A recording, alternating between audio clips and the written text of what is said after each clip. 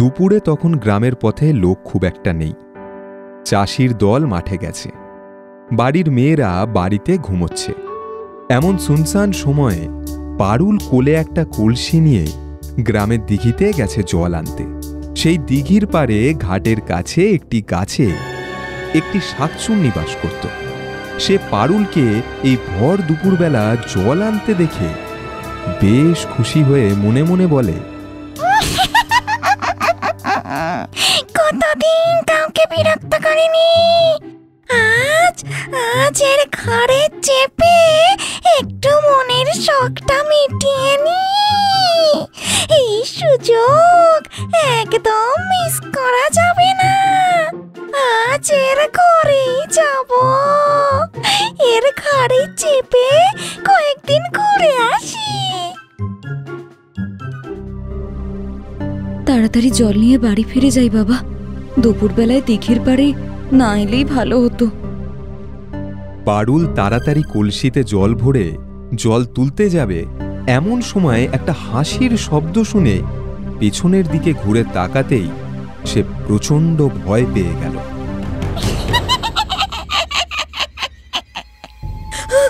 ও মা গো, ও বাবা গো, ওটা কি? পারুল দেখতে পেল গাছের তলায় একটা ভয়ঙ্কর মূর্তি এসে দাঁড়িয়েছে। এই দেখে শাকচুন্নি হেসে বলল, আর চেঁচিয়ে কোনো লাভ নেই, এখানে তোকে বাঁচাতে আর কেউ আসবে না।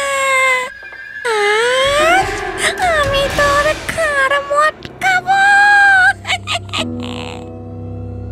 এই কথা শুনে পারুল জ্ঞান হারিয়ে মাটিতে পড়ে গেল।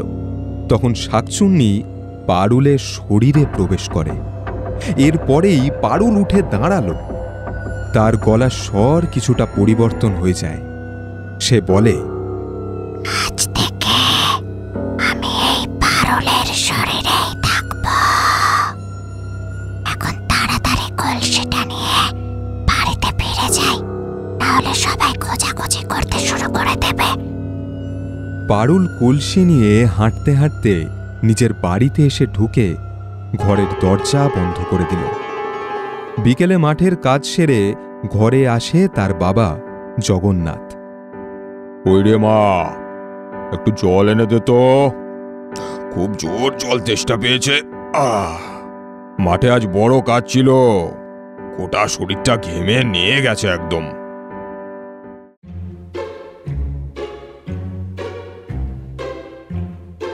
কিরে পারুল, তা বলি ঘুমিয়ে পড়লি নাকি? একটু পরে তো সন্ধে নামবে, এ সময় আবার ঘুম কিসের রে?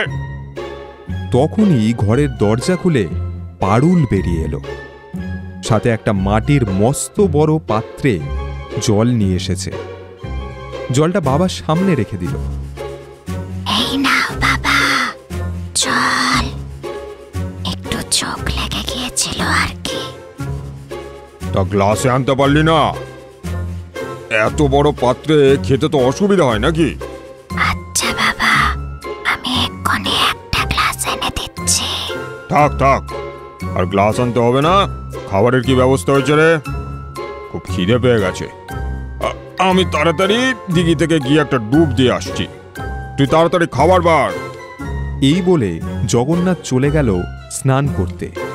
পারুলের শরীরে এসে লুকিয়ে থাকা সেই শাকচুন্নি ভাবল, খাবার তো কিছুই করিনি, এখন কি করি? একটু এদিক ওদিক হলেই তো আবার ওরা সন্দেহ করবে। পারুল রান্নাঘরে গিয়ে খাবারের ব্যবস্থা করতে লাগলো। ভৌতিকভাবে তাড়াতাড়ি রান্না করতে লাগলো। ঠিক তখনই পাশের বাড়ির এক মেয়ে পারুলের খোঁজে সেখানে এসে পড়ল। একটু ভয় পেলেও চিৎকার করল না। সেখান থেকে এক ছুটে পালিয়ে গেল সে। সঙ্গে সঙ্গে জগন্নাথের সঙ্গে তার দেখা হলো। কি রে, এই সময় তুই এইভাবে ছুটতে ছুটতে কোথায় যাচ্ছিস? আর এত ভয় পেয়েছিস কেন? কি হয়েছে? মেয়েটা তখন জগন্নাথকে সমস্ত কথা বলল। জগন্নাথ সেই কথা শুনে একটু অবাক আর ভয় পাওয়া গলায় বলল, তব আমারও একটু সন্দেহ হয়েছে। বাড়িতে এসেই পারুলকে একটু অন্যরকম লাগলো। তা না হলে গামলা করে কেউ জল দেয়, আর এ সময় সে কখনো ঘুমায় না। আমি বাড়িতে ঢোকার সঙ্গে সঙ্গেই সে জল নিয়ে আসে। তুই বাড়ি যা, এখন এই কথা কাউকে বলতে হবে না। আমি এখন একবার মন্দিরের পুরোহিতের কাছে যাই। জগন্নাথ মন্দিরের পুরোহিতের কাছেই গেল তাকে সমস্ত কিছু বলতে। মন্দিরের পুরোহিত একটু চিন্তা করে একটা ছোট্ট পাত্রে মন্দিরের দেবতার পায়ে ঠেকানো জল নিয়ে চলল জগন্নাথের সঙ্গে। এদিকে পারুল বারান্দার কাছে দাঁড়িয়ে চিন্তা করছে, কি হলো? লোকটা যে তখন গেল, এখনো বাড়িতে ফিরে এলো না কেন? কিছু কি সন্দেহ করেছে নাকি? ওই তো আসছে। মা পারুল, বলি এই দেখ, ঠাকুর মশাইকে নিয়ে এসেছি। পুরোহিত মশাই তোর সঙ্গে দেখা করতে এসেছেন। পুরোহিত কিন্তু বাড়ির চৌহদ্দির মধ্যে পা দিতে পারুলের গোটা শরীরটা কেমন থরথর করে কেঁপে উঠল। সে অদ্ভুত গলায়, যতটা সম্ভব মানুষের গলায় কথা বলার চেষ্টা করে বলল, বাবা, পুরোহিত মশাই এখানে কেন এসেছেন? পুরোহিত মশাইকে তুমি আবার এই সময় নিয়ে এলে কেন? আমি নিজেই এসেছি গোমা। আমি এই পথ দিয়ে যাচ্ছিলাম, তাই ভাবলাম তোমার সঙ্গে একবার দেখা করে যাই। আর সকালে যখন তুমি আমার কাছে গিয়েছিলে, তখন তুমি আমায় একটা জিনিস দিয়ে এসেছিলে, সেইটা তোমায় ফেরত দিতে এসেছি। কথাটা বলে পুরোহিত মশাই তার ডান হাতটা মুঠো করে সামনের দিকে এগিয়ে দিল। শাকচুন্নি ভাবল নিশ্চয়ই সকালে পারুল কিছু একটা দিয়ে এসেছিল, আর সেটাই পুরোহিত মশাই তাকে দিতে এসেছে। তাই বলল, পুরোহিত মশাই, আমি একদম ভুলে গিয়েছিলাম। আমি জিনিসটা পরে নিয়ে নেব। আপনি বসুন, আমি জল দিই। কিছু দিতে হবে না, তুই এখানে দাঁড়া। আজ সকালে পারুল আমায় কোনো কিছু দিয়ে আসেনি। পারুলের সঙ্গে আমার এই সপ্তাহের মধ্যে একবারও দেখা হয়নি। তুই কে সত্যি করে বল। শাকচুন্নি বুঝতে পারল তার কথা ওরা বুঝতে পেরেছে, তাই সঙ্গে সঙ্গে মানুষের শরীরটা ধপ করে বারান্দার কাছে পড়ে গেল, আর তার শরীর থেকে বেরিয়ে এলো সেই শাকচুন্নি। বলল, আমি শাকচুন্নি, আমি পারুল সেজে কিছুদিন মানুষের সাথে থাকতে চাই। পুরোহিত মশাই এতক্ষণে ফুল আর সেই জলটা নিয়ে ছড়াতে শুরু করেছে। শাকচুন্নির গায়ে জল পড়তেই চিৎকার করতে লাগলো সে। ছেড়ে দে বলছি আমায়, ছেড়ে দে। আমার কোনো ক্ষতি করার চেষ্টা করিস না, তার ফল কিন্তু ভালো হবে না। কাউকে ছাড়বো না আমি, কাউকে না। হে ভগবান, রক্ষা করো, আমার পারুলের গায়ে এসে ঢুকেছে। আমার পারুল মা।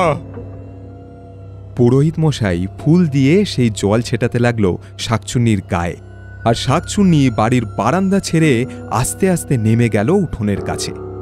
তারপরে হাওয়ায় ভাসতে ভাসতে বলল, এত সহজে আমি কাউকে ছাড়বো না।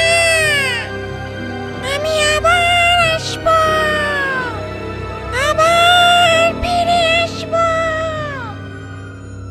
ওই পারুলকে আমি একবার যখন ধরেছি, ওই পারুলকে আমার হাত থেকে তখন কেউ বাঁচাতে পারবে না।